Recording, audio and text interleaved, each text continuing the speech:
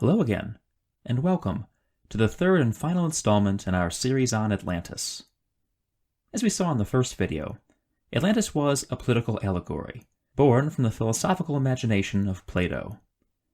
As we saw in the second video, this fact has not prevented people from believing Atlantis was real, and devising all sorts of unlikely theories about the identity and fate of the Atlanteans. Classical scholars ignore pretty much all of these, with a single noteworthy exception: the Minoan hypothesis. The Minoan hypothesis suggests that Plato modeled Atlantis on Minoan Crete.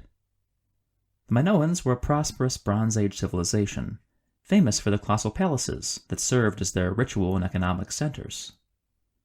For half a millennium they flourished, establishing close trade links with Egypt and the Near East. Then, toward the end of the Bronze Age, almost every Minoan palace was destroyed by fire, and invaders from mainland Greece settled among the ruins. The best-known version of the Minoan hypothesis was proposed by an Irish classicist named John Luce. Luce thought that both the glorious reign and catastrophic end of Minoans were echoed in the Atlantis story.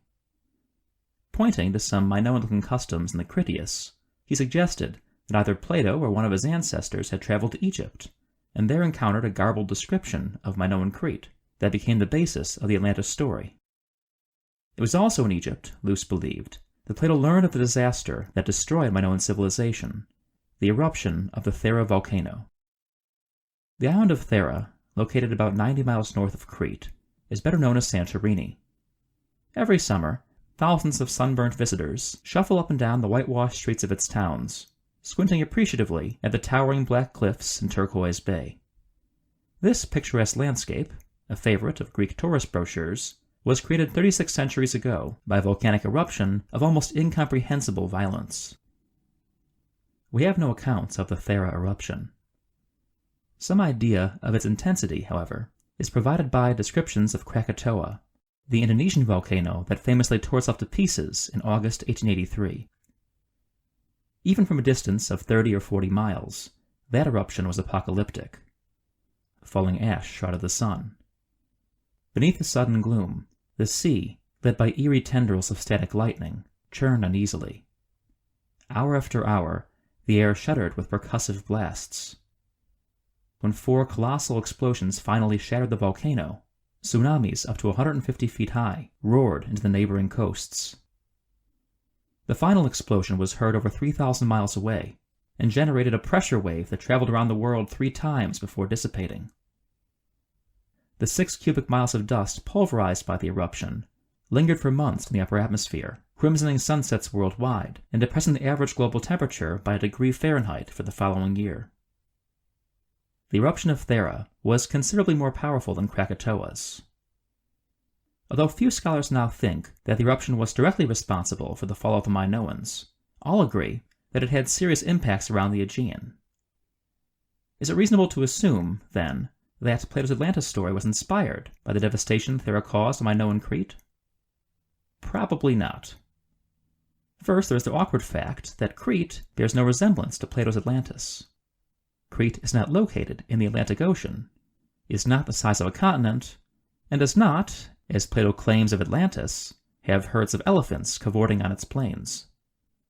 Second, despite evidence for tsunamis and widespread ash falls, Minoan civilization survived the eruption of Thera. Although the eruption's date is disputed, it almost certainly occurred sometime between 1650 and 1600 BC, well over a century before the burning of the Minoan palaces. Finally, it is hard to see how any description of Minoan Crete or the eruption of Thera could have reached Plato. If there had been a tradition known to the Greeks about a great civilization on Crete and its sudden destruction, there would be traces of it in other ancient sources. But there are none. The Minoan hypothesis, in short, can be dismissed. This does not mean, however, that Atlantis was invented out of thin air. Take, for example, Plato's famous claim that Atlantis vanished after a single day and night of earthquakes and floods. Twice in Plato's lifetime, parts of Greece had been visited by similar-looking disasters.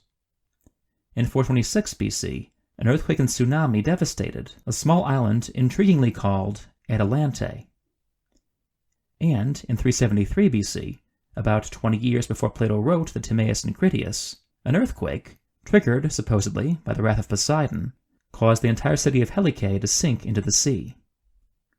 The drowned city, visible under the water, became a tourist attraction, and for centuries, local fishermen snagged their nets on a submerged statue of Poseidon among the ruins. Perhaps the fate of Helike inspired Plato to drown Atlantis. Or perhaps the terrible flood and earthquake described in the Timaeus were just literary flourishes.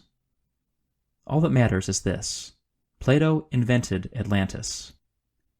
He can never have imagined how many would be misled by his parable. As always, thanks for watching.